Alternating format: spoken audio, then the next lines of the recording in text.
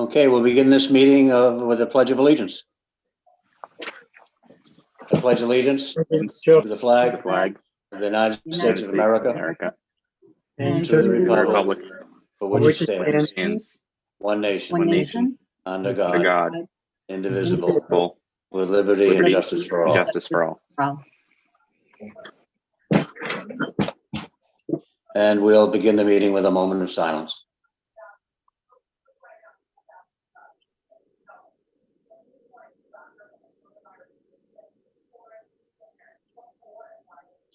This meeting's being recorded and televised by the local cable company. Is there a motion to approve bill and payroll warrants? So moved, Dan. Moved by Dan, second. Brian, second. Brian, second. Any discussion? Okay, all those in favor, we will do roll call. Randy? Yes. Dan? Yes. Dan? Did you say Yes. yes? Okay, Yes. I'm sorry. Justin? Yes. Randy? Yeah. Brian? Yes. And I'll vote yes. A motion to accept correspondence in the read file. So moved by Dan. Brian, second. Brian seconded. Any discussion? Okay, Randy? Yes. Dan? Yes. Justin? Yes. Brian? And I'll vote yes. And now we have some meeting minutes to approve. The open session on April 7th. So moved by Dan. Brian, second. Okay, any alterations suggested? Hearing none. Dan? Yes. Randy? Yes. Justin? Yes. Brian? Yes. And I'll vote yes also. The open session on April 15th, 2020. Motion Second, Brian. by Dan. Okay, any Was that discussion? a actually, Randy? Carl, was that an executive What? session or is that an open session? It says open in the agenda, but Beats the heck out of me. I think all you're approving is the opening and closing. oh, just opening and closing. Okay. We all Very right? short one. Yep. Okay. Okay, Randy, Yes. Dan, Yes. Yes. Justin, Yes. Brian, and I'll vote yes. April 21st open session. Oh, approved by Dan. Second, Brian. A Okay, motion. any discussion? Okay, Brian, Yes. Justin, Yes. Dan, Yes. Randy. Yes. And finally, April 28th open session. Is there a motion? Motion by Dan. Second, Brian. Okay, Brian? Yeah. Yes. Randy, Yes. Justin, Yes. Dan, and I'll vote yes as well. First item on the agenda is the town administrator's report. Frank, take it away. A couple of things. The COVID reopening group will be meeting tomorrow to discuss our phase-in to bring life back to the business community and the town municipal community. I'm uncertain right now when we feel we'll be able to bring full staff back into the buildings. It's a topic for discussion. Also, following the recommendations of DPH as we move forward on that. There have been a couple of reported incidents by citizens of people that are not following the guidelines and restrictions ordered by the Board of Health. And in fact, in one instance, it was referred to Chief Hanlon in a question raised by a local reporter as to people gathering in the park and not maintaining social distance and not wearing masks. Obviously, we want to see people practicing actions that will keep them safe and the people around them safe. Short of drawing a map, I don't know how we get the point across to some people, but unless we all take it seriously, this hiatus that we're going into may end up in a resurgence. People have to be practical and have to understand that this is a period of time that it's going to take to get through this. And by not wearing masks, by not maintaining social distance, they're putting themselves at risk. They're putting the people around them at risk. And ultimately, their intimate families, because they bring that back. So I just sincerely hope that people understand nobody likes this, but we're doing things that are intended to get us past the infection stage and move back into a productive operation. I don't know how to further emphasize that. Chief Greno is maintaining COVID information that will be necessary for us to seek reimbursement for some of the extraordinary expenses we've incurred. And in abundance of caution, I've asked our accountant to prepare a 1-month budget for July if something should happen that prevents us from meeting on June 22nd and completing the town meeting. Because without that, we can't spend anything, not even payroll. So we want to be, I'm reasonably confident that we're going to have a meeting on the 22nd and we'll get through it. But it would be foolish not to prepare for the worst. Okay, thank you. Does anyone have any questions of Frank? Frank, this is Brian. Has there been any resolution with the Plymouth County Commissioners and the money that they have received in the state argument over who should have it? Well, as I understand it, the county is standing strong at managing this fund. The first big issue that's cropped up is that A&F has put out guidelines and forms to seek funding from the COVID account. The county has not yet done that, so some people are getting a little frustrated.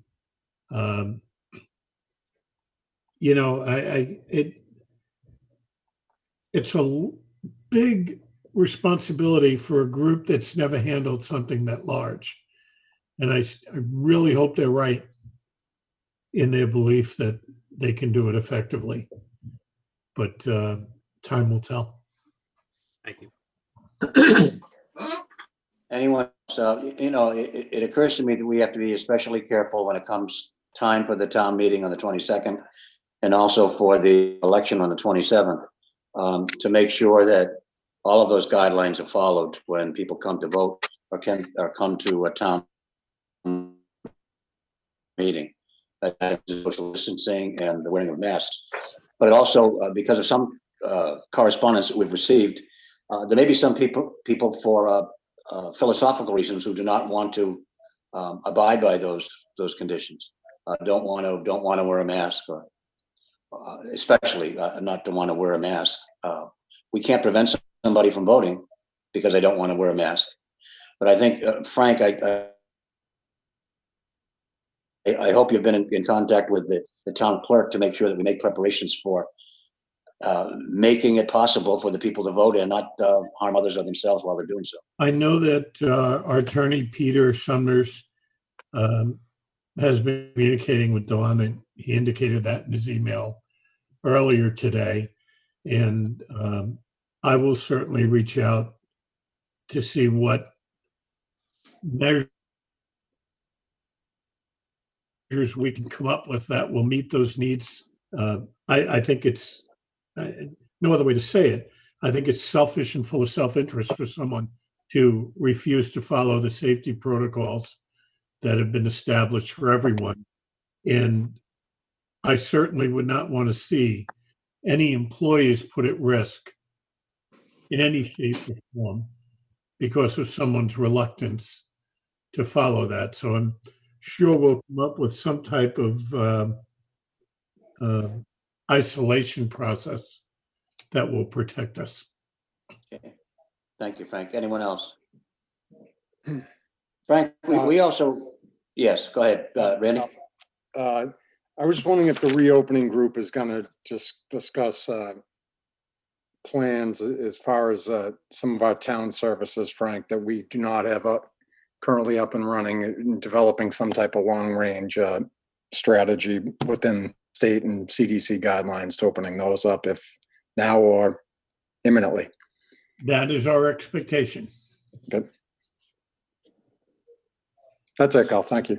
Okay, we also received a video, actually, that I think I did circulate amongst the selectmen from Sean Kane, and he described it as public comment on the meeting we were going to, things we were going to be discussing tonight, or the meeting tonight. And I asked Frank to acknowledge that tonight and to respond to that video. Frank, if you'd like to. I would, thank you.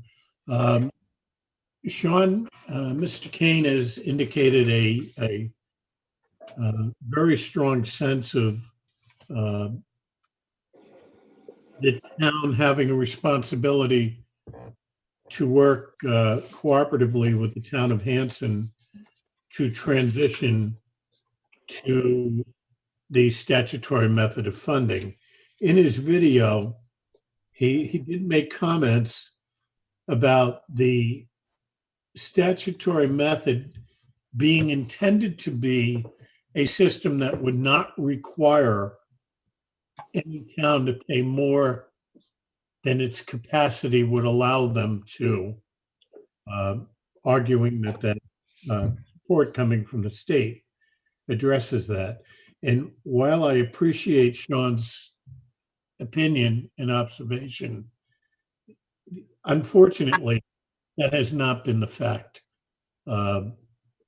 Because of a disproportionate distribution of aid from Massachusetts to its intended community, we have found it necessary to reach into other funds to fund our budget each year as it relates to Whitman Hanson.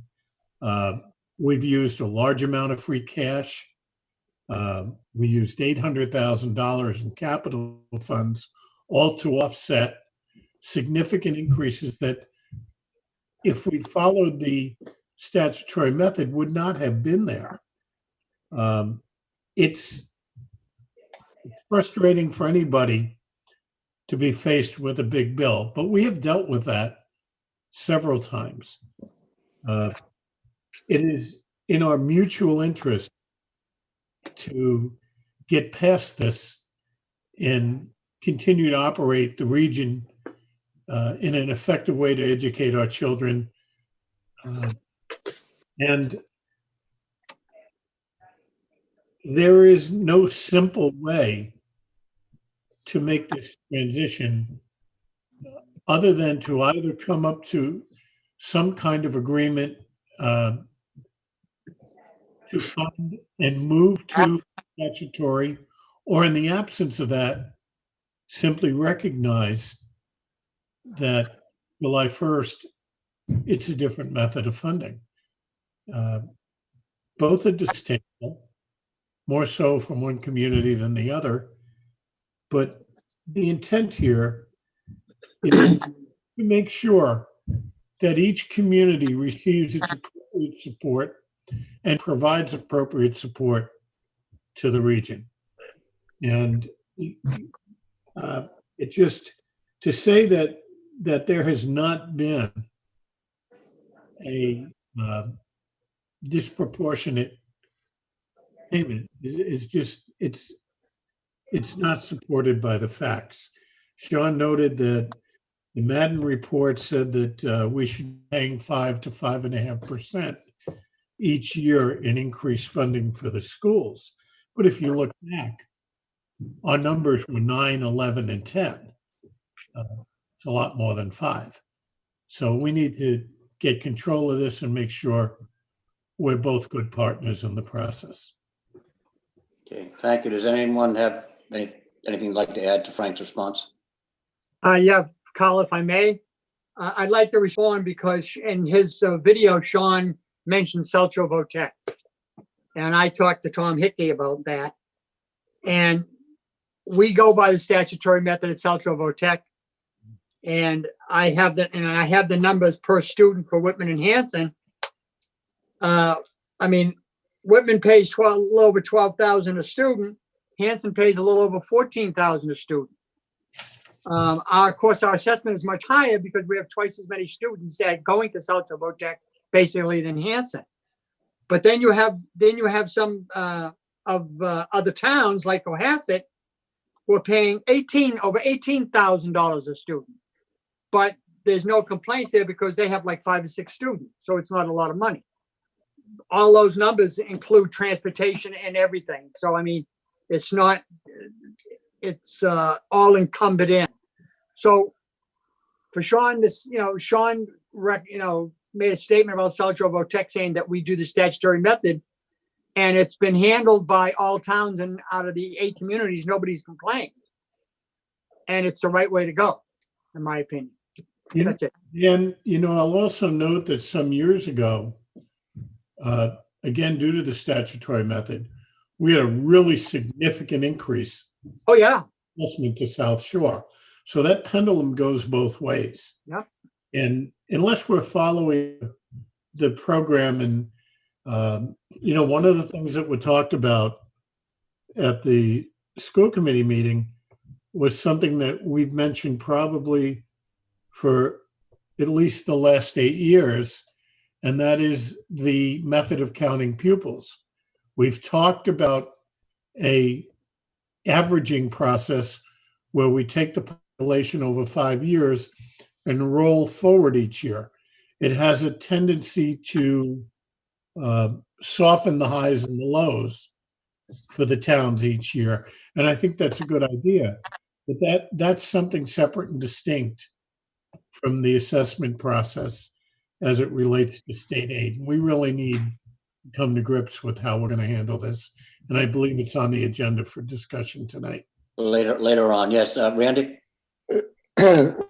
Just to go back to Sean's video, when unfortunately this is, like kind of Frank said, is one of those situations where you are not going to be able to have your cake and eat it too. That there may not be a perfect symbiotic close to this, as everyone would like to expect. And Dan, like you said, you quoted some numbers that you got from Mr. Hickey, but those numbers just didn't come out as thin air. They came by a funding formula that's very specific from the state. Yep. That's what we're trying to go to kind of take this guesswork out of it. And I think that's why you see a towns and member towns in that district paying to their capacity, because it's the capacity that the state has said that they should pay to. And that's simply what we're trying to get to at this point. Yeah, well put, Randy. Anyone else? And I'd just like to make one more comment. When the statement was made that the state doesn't require us to pay more than we can, in order for that to work, we have to use that state formula.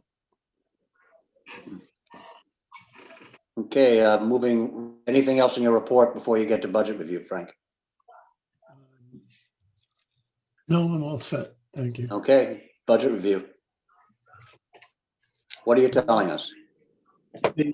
I would like to ask that after we have our discussions tonight, which may or may not result in making some changes in the proposed budget, that we schedule a meeting next week to review the entire budget, Article 2 and the articles, and approve the warrant for posting so that we can give people roughly 4 weeks to familiarize themselves with what's being requested.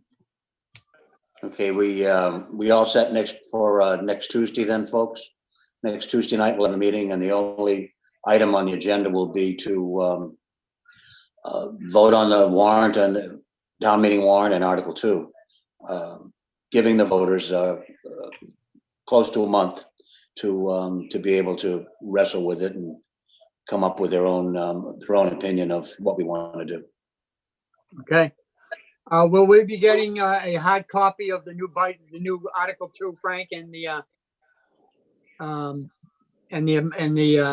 town meeting warrant, or no? Yes,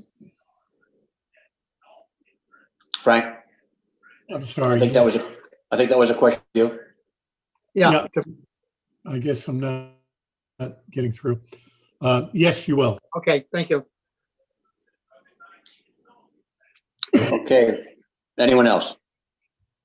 Okay, so next week is it's the deadline week for us. Actually, do have a question on that before we move on. Yes, Justin. Does the finance committee know we're going to be going through everything next week, and do they have, or will we let them know before their meeting ends tonight so they can I add actually anything? to the chairman today, but yes. Okay. I'll formally notify them after this meeting. And want to remember that the process for the selectmen is to present a town meeting warrant, which includes a budget. The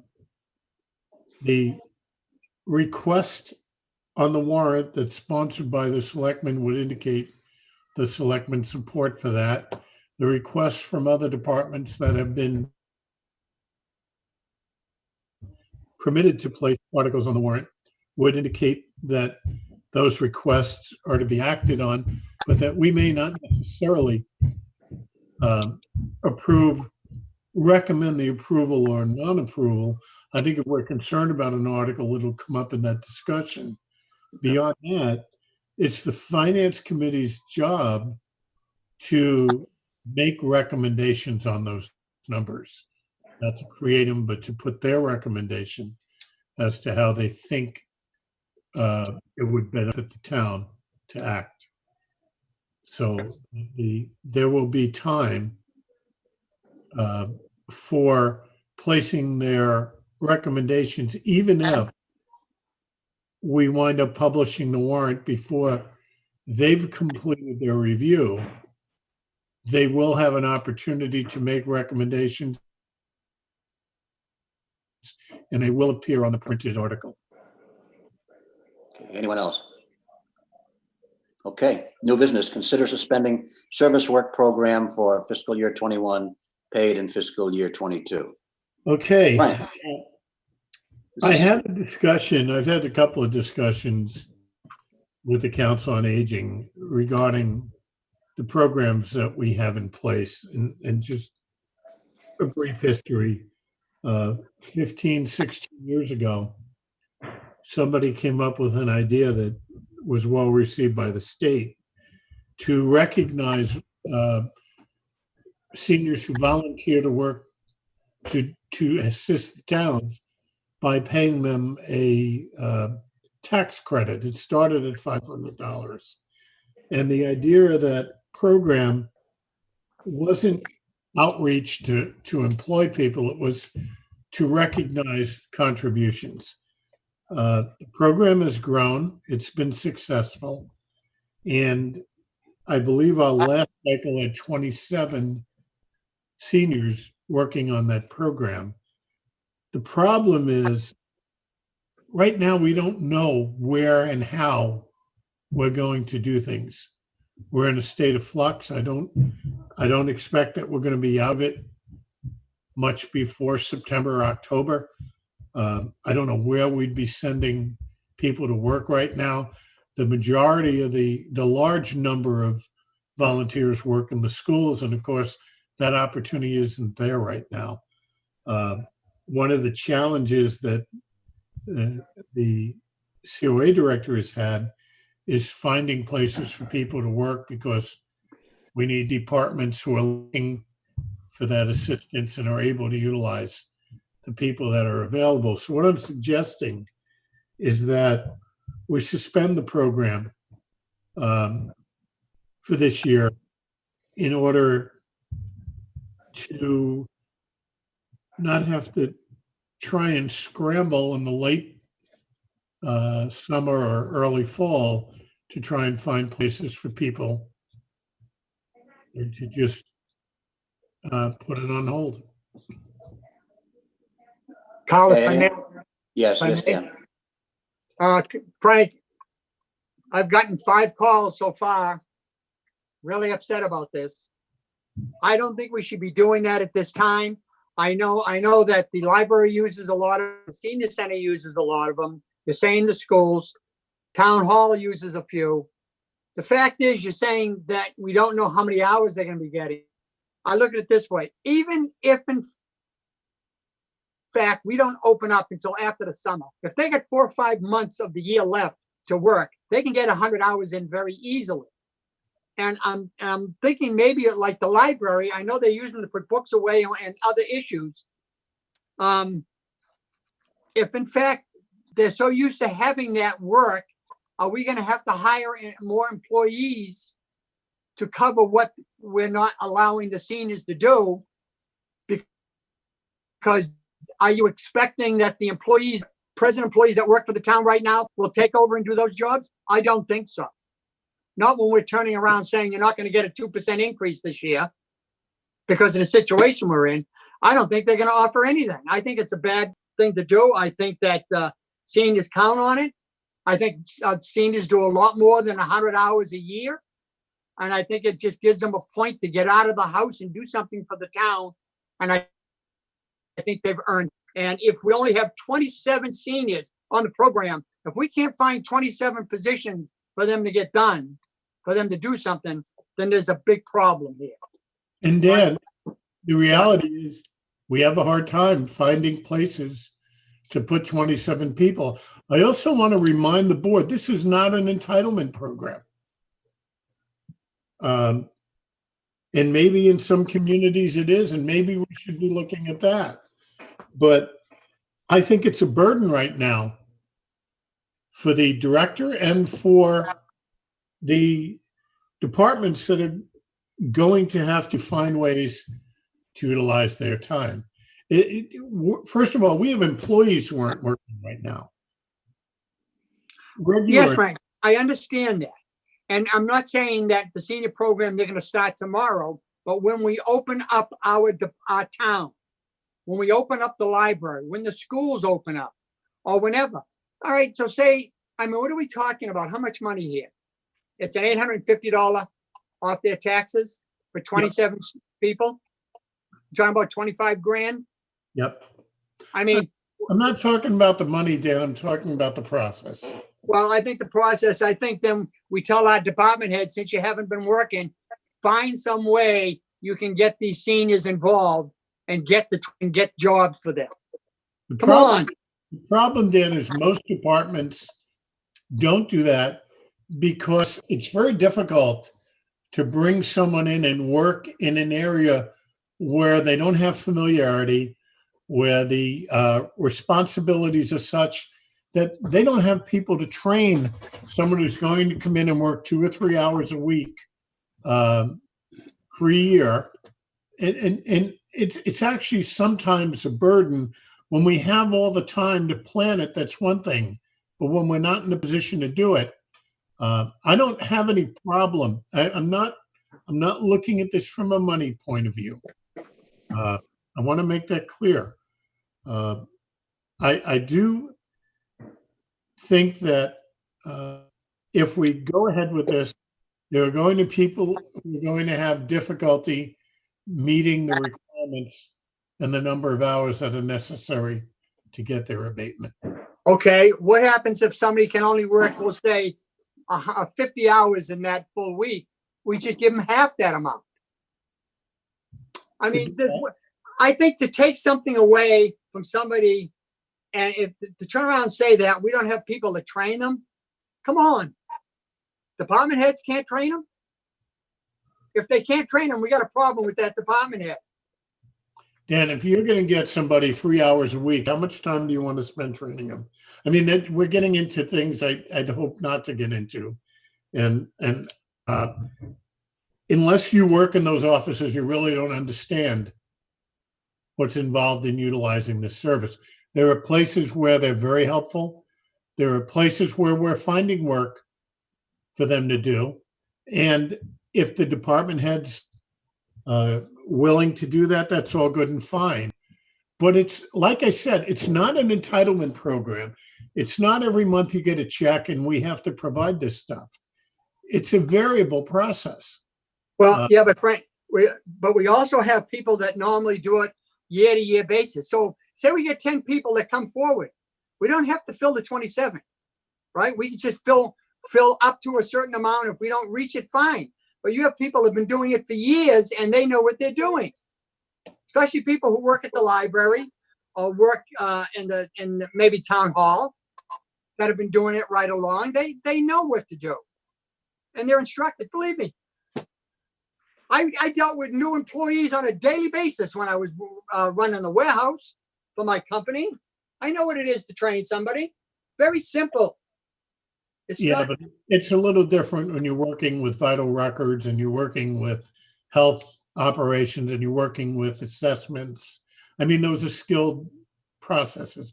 The also doesn't even have senior assistants. The only ones the clerk has are the ones who already work as registrars. So again, that my intent was just to give a breather. If you feel as a board that we want to continue to do this and not interrupt it, okay with that. Why don't we all think, Brian, did you want to say something? Yeah, if you don't mind. I think I jotted down a few things as I was listening to the discussion, and I've thought about this for a while. And I think now more than ever is the time that we need to support our seniors, because everybody has been talking about our physical health, but a lot of people haven't really been talking about mental health here when everybody's been cooped up and can't see anybody, and it's a very lonely time, especially for seniors. So I would have a hard time voting for something like this at this time, just for that reason. And I just jotted a few numbers down here. If we just suspended this until, let's say, January, with 26 weeks left, at 4 hours a week, they've got their time in. Even if you did it more, 5 or 6 hours a week, they're gonna reach their number, and we've really saved 6 months. And with all this COVID stuff really suppressing our town employees from doing the right thing, because they're just not there, they're going to be backed up, and a lot of tasks that can save time for these department heads can be stuff like filings and things like that really don't take a lot of training to do, that can free up the regular employees to do the more difficult things. So I really think that if we suspended it for 6 months and then carried on, I think we'd have a much better handle on it. Okay, thank you, Brian. Anyone else? Gives us Justin, it gives us something to think about over the week, and we'll come back to it again next week when we go through the Justin. Yeah, I also share Brian's concern about the impact of mental health. I think there is a dignity in being able to do this kind of work, even if it's volunteer for a tax abatement purpose. But I wanted to ask, I imagine some of the seniors in this program rely on this $850 a year. So if we do choose to suspend it, is there a way to roll that into an abatement program, a need-based kind of system? It could be. Some towns do have income limitations on the program. We never really looked at that process because we had no reason to. It's not something that we have to determine someone's financial need. I really would prefer to stay away from that on this program. We have enough programs in the assessment abatement process that are based on need. These are based more on, I guess you'd call it recognition and appreciation for volunteer work. It's called a volunteer program. It is kind of ironic that some of the people that volunteered before this program was introduced kind of changed based on hourly requirements. I have to do X number of hours. And in a couple of cases, well, I've got my hours done. I can't work anymore. And that wasn't the intent of the program. But I hear what everybody's saying. Brian and Justin, I recognize that to some people, that's an important part of what they do. They feel that they're productive and making a difference. I'm just thinking out loud in terms of organization. That's all. Randy, I could not agree more with Dan, Brian, and Justin, and whether or not we hold off on this another week. This to me is not a spot where at this time and this group of people, I mean, I think we all have at one point or another know the people that we're talking about and the services they provide. And I think a lot of them go above and beyond, for the what they get for 100 hours of work. I think a lot of them are much more valuable than that. And it absolutely is. It provides a value to people that may not be able to work 40 hours, and what that does to their, their mental health and their well-being. It's something somebody gets up every day and has a purpose, and to take that away for the minimal savings we're talking about isn't worth it to me. okay, thank you. Anyone else? Well, the direction of the discussion is pretty clear. But we'll come back to it next week, and we'll all think about it some more. And Frank, you should probably think about it some more too. I have thought about it. Believe me. Act on the request of the DPW Superintendent Dennis Smith for a line item transfer in the amount of $30,000 from line item number 420 sewer disposal costs to line item 413 union salaries. Is there a motion? So moved, Dan. Your second. Brian, second. Okay, you want something about this, Frank? Sure. This is a really unique situation. Over the last couple of months, the DPW has had a huge problem maintaining sewer operations at the pumping stations. There are things being thrown into the sewer that are causing significant backups, overflowing wet wells, which is not a pretty sight, and it becomes necessary to send people out on a regular basis to deal with these things, and it's particularly nights and weekends. It has caused a significant increase in man hours and overtime. And these things range from sanitary napkins to sticks to toys, just thrown down various toilets, flushed into the system. And then when they get to a point, it all collects and backs up. So I would certainly recommend, whether they'll need the whole 30, I'm uncertain about, but the funds are there, and I would recommend the transfer. Any discussion or questions? Yeah, Dan, Frank, do you think that if they don't need this amount, say they need 25, well, we still got a ways to go. Are they going to, will this cover it if they have to put more hours in, or are we going to have to come back and look at this again? Well, Dennis has estimated the 30,000 will cover his needs. Because I know which station they're talking about. Yep. Okay. Okay, hearing nothing else, are we ready to vote? Randy? We're voting on the request, right? Right. Yes. Dan? Yes. Brian? Yes. Justin? Yes. And I'll vote yes. Next item, act on the request of DPW Superintendent Bruce Martin for a line item transfer in the amount of $345 from line item 186 union labor salaries and line item 197 union clerical salaries. Frank? Is there a motion? So moved, Dan Salvucci. Brian, Second. second. Okay. Frank? Public Works prepared their budget last year. Because of the way weeks fall, I don't know that people out there really understand this. We budget fiscal year July 1st to June 30th. It can be anywhere from 200 and 59 days to 263 days, depending on when the year starts and when it ends. And last year they miscounted the number of days, which resulted in a shortfall in this line. So it's not additional money to pay someone, it's their basic salary for fiscal year 2020. Okay, anyone else? Okay, well, up for a vote, Dan, Yes. Justin, Yes. Brian, Yes. Randy, Yes. and I'll vote yes.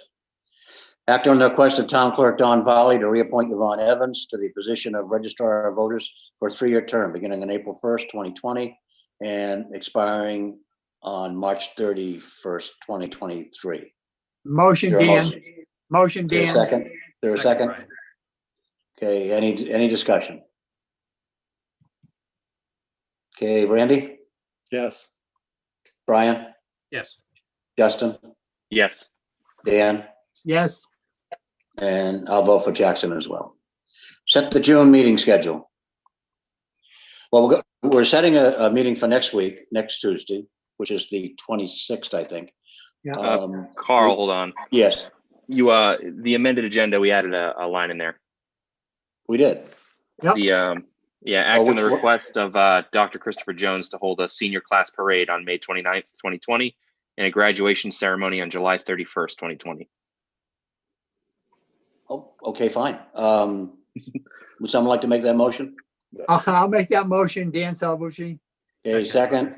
Yep. Okay, discussion. Can you read those dates again, Justin? Sure. The senior class parade, May 29th, 2020, and the graduation ceremony on July 31st. July 31st. In an email I forwarded to everyone last week. Yeah. Okay, is there any questions? Okay, Randy, Yes. Dan, Yes. Justin, Yes. Brian, Yes. and I'll vote yes. Thanks for pointing out that I had the wrong agenda in front of Justin. No problem. Set the June schedule. Well, we're going to meet next week, the 26th. When do you want to meet in June? In June, let's see. We have town meeting on the 2nd. 22nd, I'm sorry. Yeah. Anyone have any suggestions? Do you have any suggestions, Frank? Sure. For June? I think it would probably be a good idea Meet the 9th. to meet on June 9th in Yep. case we have any action we need to take in preparation for town meeting. And then I would like to suggest, if the board doesn't mind waiting it out, have a brief meeting the night of town meeting. Usually we meet for half an hour before then. Mhm. And then perhaps meet on June 30th for any year-end transfers. Okay. Okay. So June 9th, June 22nd, the half an hour before the town meeting, and June 30th. If we're having the town meeting, if the town meeting is occurring and we're having it at the high school, we would meet where? I would think we meet in the high school at the larger conference office All right, on the second floor, which gives us the ability to separate. And that'd be what? At 6:30, at 6:30, we'll say? 6:30, sure. Because the meeting will start at 7:30. It'll give us Meeting time starts to, at 7:30, okay. We'd meet at 7. 7 o'clock, not Yeah, I 6:30, 7 o'clock, okay. I get there early because of the traffic. Okay. Old business, proposed regional agreement revision. I'm going to turn this over to Frank right now. I know we had a regional agreement revision committee, but the proposed regional agreement revision wasn't a product of that committee, so I'm not going directly to Justin right away. But this is something that we all might have some sort of an opinion on. And it obviously is going to have a lot of influence on what happens next week. Frank? I think we all became aware of this proposal at the same time. The superintendent, Dr. Simon, had been working at coming up with a plan to get the school committee to move on a budget. We had several unsuccessful meetings where no budget came out of the group. So he organized a conference call with a few people, and Chris Lynch from the Department of Elementary and Secondary Education to talk about how we move off the mark on the budget and an agreement. And there's a twofold process here. The statute requires that districts have a mechanism, a funding mechanism in the contract. And the contract, the agreement. The agreement can call for a statutory method of funding, which is what we've been talking about for quite a while. It means the state provides certain aid for the benefit of each community in a region, and it's apportioned based on the needs of each community in the region. And then the difference between that and the ultimate budget is funded through whatever agreed upon method the members of the region have entered into, in our case, pupil count. So the first part of the budget is calculated determining how much aid is to the benefit of Whitman and how much aid is to the benefit of Hanson. And you'd have to be living under a rock to not know we have had extensive discussions on this over the last several months. The state has indicated that their statutory requirement that you use the aid that's directed for each community is the appropriate way to do it, because our agreement is not in conformance with state regulations. So this led to a budget calculation that resulted in a huge increase to Hanson and a minimal increased assessment to us. This is in the conversion to the full statute. Yes. That's being, thank you. So we formed, the region formed a committee so that we could meet and talk about this. And we've had a couple of meetings, but they weren't terribly productive. We didn't get to a solution. So Jeff reached out to this group of people to say, what can we do? Because we have an agreement that's not compliant with state law. We have an amended agreement that was presented in 2018 and failed to gain approval from both towns. And then we now have a proposal to make an amendment to the original agreement. And the amendment to the original agreement stipulates that the assessments for this year, the increase in assessments for this year, be split evenly between Whitman and Hanson. As an interlude, you're going to a full statutory method of assessment the following year, which would be fiscal 22. I had a little bit of discussion on it the other day. I joined in a conference call to go over questions related to that assessment. And as I understand it, the proposal that we have now would be a one-time split payment between Whitman and Hanson. And then for the following year, it would follow completely the statutory method, which is allocation of aid to each town based on apportionment.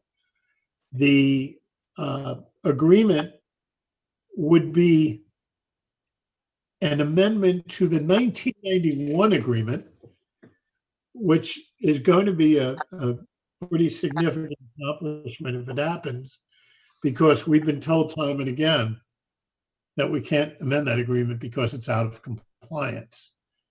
Following the conference call Monday, Christine Lynch reached out to the legal department at DESE and asked if the towns could enter into this amended agreement for 1 year with the understanding that the proposed amended agreement be completely reviewed and adopted by the two towns and approved by DESE. And one of the conditions of that agreement is that the assessment be statutory.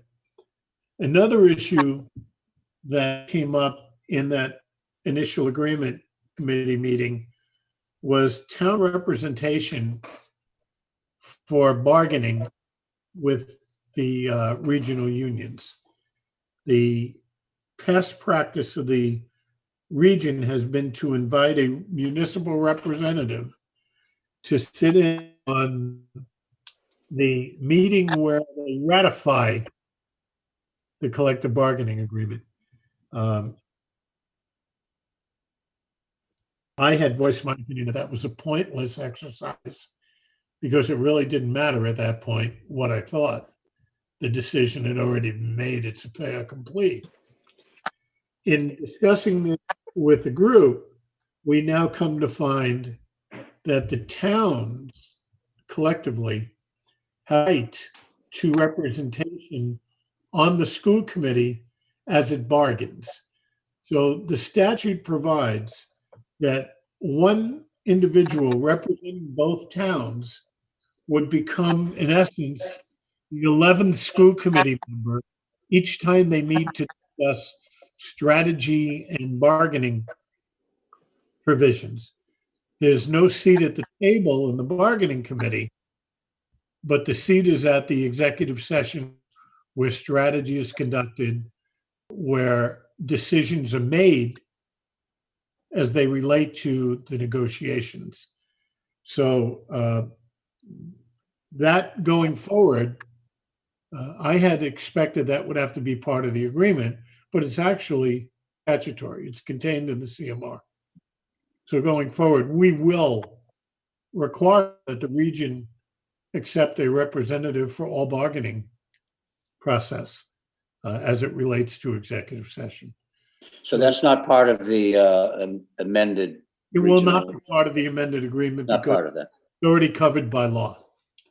So And you received a copy of that proposed regional agreement late this afternoon yes, and shipped it off to our town attorneys to look at it to make sure it says what you just said it says.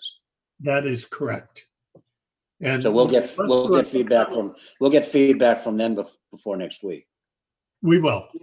And what's left for us now is the board has to discuss and determine whether it will support a 1-year amended agreement that splits the increase in assessment between the two towns in an agreement that will result in future assessments being statutory. Okay, the floor is open for people to express their opinions. I have a question, Carl. More Frank, questions? Yes, Dan. all right, if the full statutory method, according to you, when you're putting down, our increase for our assessment would be $757,865, true? Full statutory?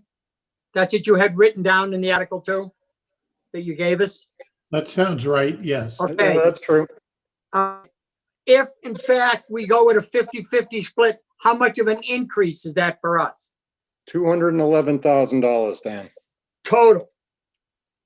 Yep. That being said, you mean to tell me where last year we had to go into our funds and come up with $800 and something thousand to offset our assessment, that the town of Hanson can't come up with 211,000 to pay their full amount? Well, they're coming up with a lot more. I So, don't care about that. I'm just saying the Well- total increase. yeah, I don't think you can look at it just like that. I think you need to look at what our assessment would be under the agreement method, which we had been using. So if we were going under the agreement method, our payment would be somewhere around 16.2 million. Correct me if I'm wrong, Justin, if you know the, It's about there. it's about 16.2 Right. and change. So yes, without letting them phase it in, we obviously see the reduction that we had previously talked about, somewhere around close to $1 million.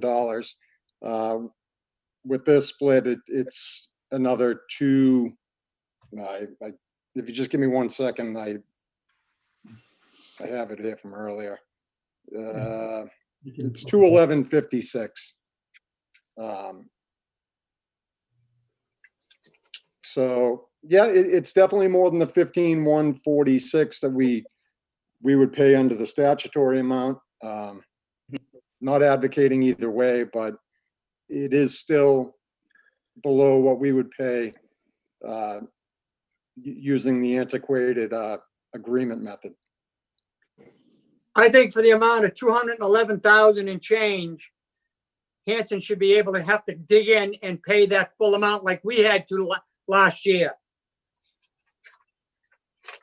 I stand firm. Well, in a way, Dan, we didn't have to pay it last year. We chose to pay it last year. We chose to pay it, and if we didn't pay it, that means we wouldn't have had, we would have to go to a super town meeting. Yes, Because we that's true. wouldn't have agreed to the thing. Now, what I'm hearing is Hanson doesn't even like this. They want us to pay even more. This is what I'm hearing. That's not on the table though, Dan. I know that that's not on the table, and that's what they don't like. So this may not even pass in Hanson. And I'm telling you right now, for the 211,000 and change that we're paying Hanson, right? We're paying their bill, and our town employees are not getting their increases, but Hanson employees are. The school, right? And I think the superintendent, when he made his presentation, I think it was the fact that the reason that they had a 9-1 vote to approve this is because they were afraid they wouldn't get the 4 additional teachers if in fact they didn't go with this approval. And I think they were held hostage, my opinion. And I think it was the wrong way to produce it. Kyle, Thank you, Dan. if Anyone I else may, like to say anything? Randy? I want to know Hanson. I think any of us on social media is exactly what one Hanson person, how he's portraying this over there. That gentleman should be very well aware that this is a very solid offer by the, if Whitman should approve this, and I'm not saying we're voting on this, is doing a pretty solid service to the town of Hanson, because if they were not to accept this, they get hit with a very big bill July 1. So, when we talked about consensus and compromise, this would be a very solid offer by the town of Whitman.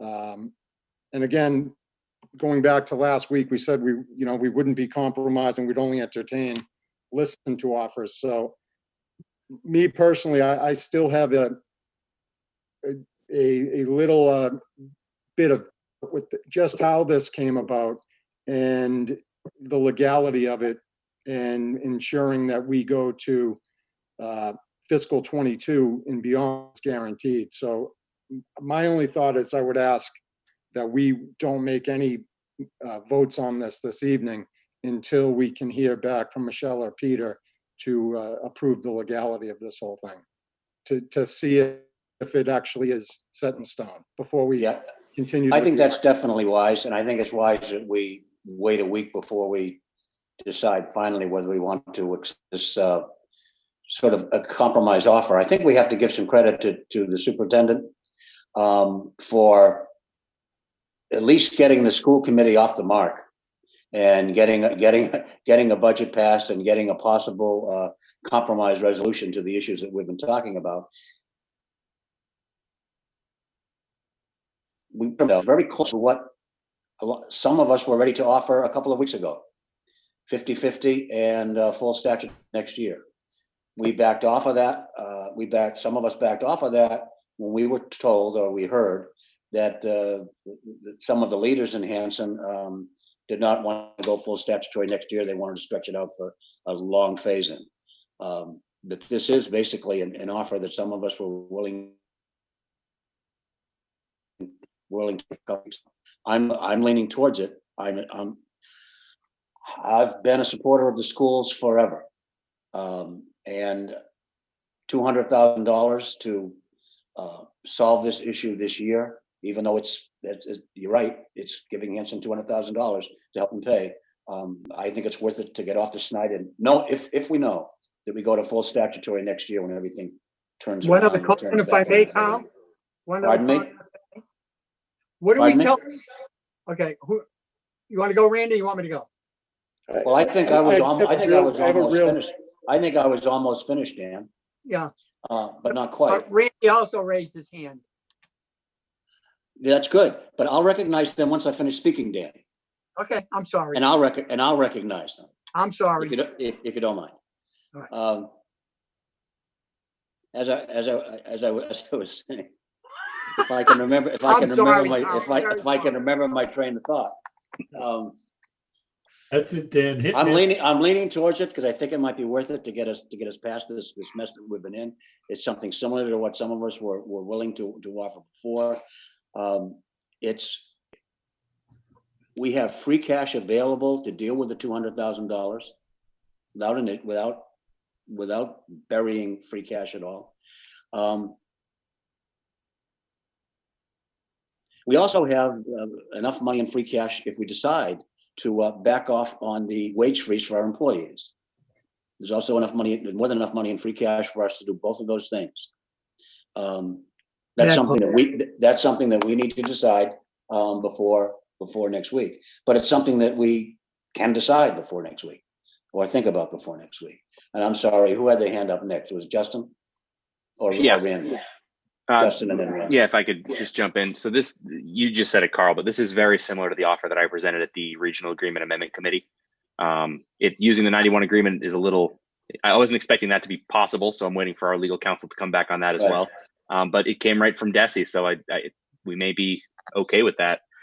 But when I made that initial offer, I wasn't expecting the increase to be only $200,000. This is better than I've expected, and I want to thank the superintendent for creatively reducing the overall budget. He did. He used a circuit breaker and he used D&E money to reduce it. We thought it was going to be $500,000.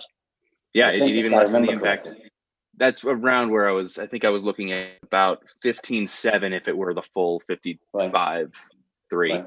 And this includes the 4 teachers, I believe, all at Whitman elementary schools where they were short-staffed. So this is could you repeat that, Justin? Were those 4 teachers in Whitman elementary schools? I believe it was 2 at Conley and 2 at Duval, unless someone else heard. Maybe 1 at Indian Head, right? Yeah. 1 at Indian Head. Okay. Yeah. Oh, because I had heard something different, but we hear different things.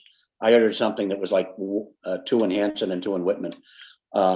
That didn't make sense to me because we were the ones that were seeing the larger classes. Yeah, Randy. The larger class sizes. Yeah, Randy.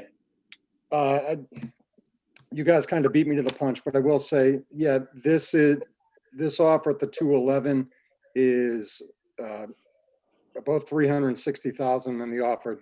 Sorry, about 160 less than the offer I think Justin originally proposed. And we're probably only talking, maybe Frank will have the exact number about COLAs, but it's doable. And I personally think that is a piece of this puzzle, that how can you have teachers getting a COLA? As of right now, we don't know what's going on in Hanson, but I haven't heard differently that they will not be getting COLAs. Our employees not getting one. And I know we have already one union signed and budgeted for. And I would like that just to be explored for next week if possible. Yeah, while we're thinking of that, though, one thing we have to keep in mind is that the next time, and Hanson should keep this in mind too, and the school committee should keep this in mind, the next time we bargain with our groups, we have to go into that bargaining table a lot more sterner than we have been. Because one of the issues we've had is we've been very generous whenever we go to the bargaining table. And more along the line, we're going to have to get tougher. This may have been a year to, and in a way, saying no COLAs this year for our workers is a sign that we want to be stricter, but it might not be it might not be the time to do it because everything else is going on. But we're going to have to start bargaining with a different spirit in the future. And Yeah. just for information, the number that we're looking at, and this would include the fire contract, would be $178,000. Right, plus the 200 out of free cash, if that's what works. That doesn't raise people's taxes. It's coming out of free cash. So it's just something for you all to think about during the next week. Yes, Dan. Okay, Frank, you're saying if we give out COLAs to all our employees, the 2%, which we promised, we take it out of free cash or wherever, that's using one-time money for ongoing bills, that's not financially stable. Well, remember, and I'm not arguing for it, I'm just pointing out the facts. The discussion we've had ongoing is that we need to make a levy adjustment going forward. And next year, I expect that we're going to have to do that.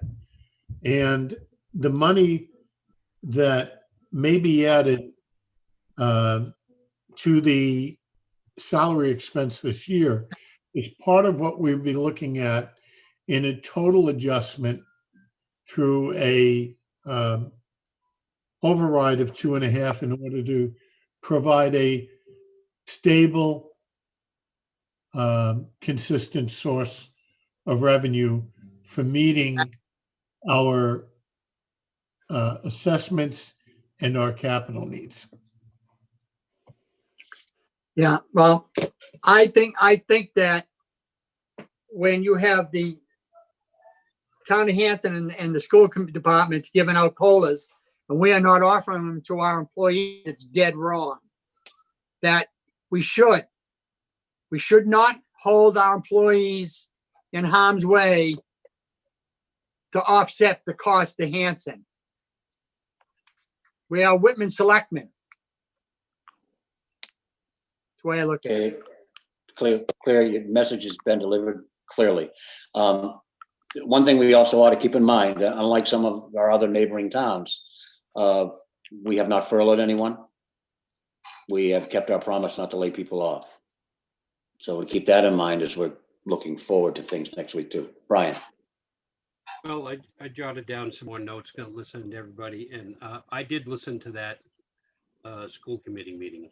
And one thing that stuck out for me was the chairman and the superintendent both said that this was a one-year agreement. But the second year was supposed to be written in as statutory. It doesn't seem to me like it holds Hanson to that statutory if this is a one-year agreement. So I'd like to find out for sure if that in fact is written in, so it's etched in stone, because it sounds like it could be, not saying that Hanson would do it, but who knows who's going to be in those seats next year. Well, that's why we're having our attorneys look at what's done on paper, Brian. And I know that would be a deal changer for me. Sure. If I didn't know that the statutory agreement is going to be in full effect next year. Yeah, and I just want to remind this board that we voted 5-0 statutory a while back. Right. And we were all pretty emphatic about how we wanted to go with that. Now, I understand that the numbers seem to have softened a little, and we're talking about free cash, and our taxes won't go up. Where did that money come from in the first place? A lot of that came from the citizens already.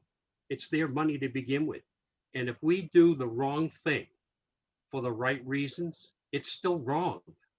We've already given them extra $3-4 million, and now you want to add a few $100,000 into this equation. To me, it's one thing to be misled. Now you can point the finger wherever you want and how we got misled.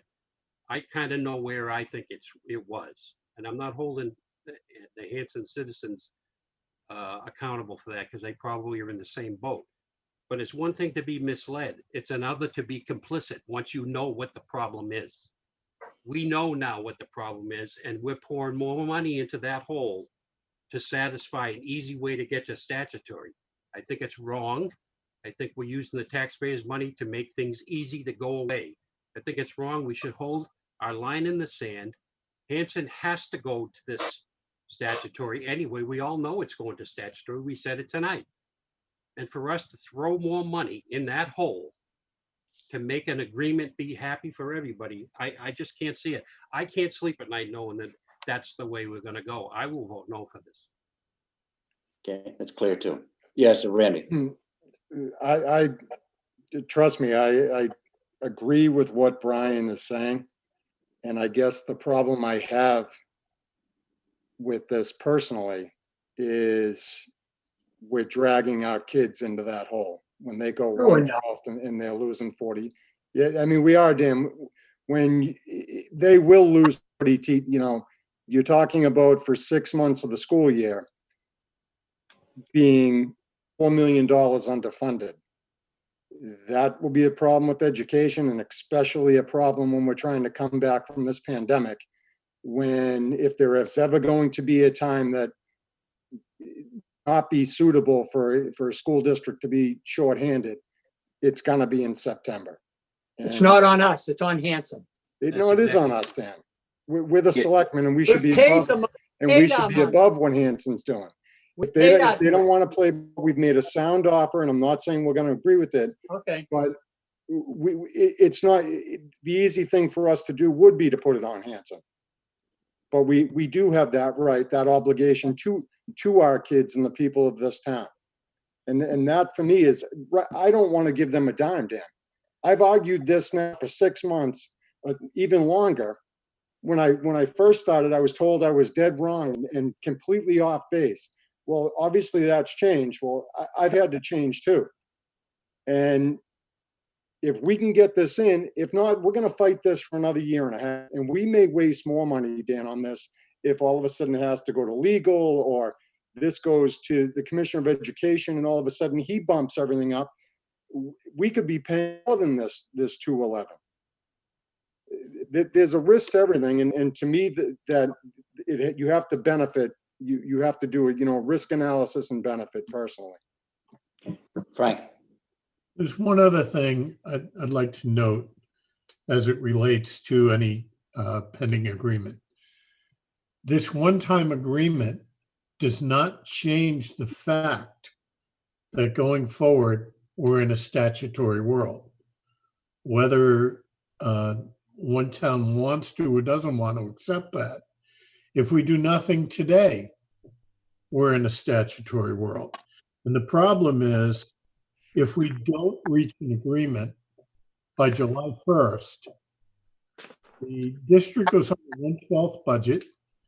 They will be using the FY21 state aid numbers, which are not significantly higher than FY20, and they'll be using the FY20 budget to apply beginning July 1st, which means they're going to be 2.4 million short starting the year. And that will certainly have a significant impact on the region. It'll affect our children. It'll affect the teachers we employ. It'll affect the administration in a lot of unfortunate ways. So I think that ultimately you have to do what you think is right, but you have to consider the big picture. Where do we end up? and how do we get there? And we've been talking about statutory for the last year. If we have to accept a modest increase to settle the process once and for all, then I think it merits consideration. Anyone else have any final thoughts?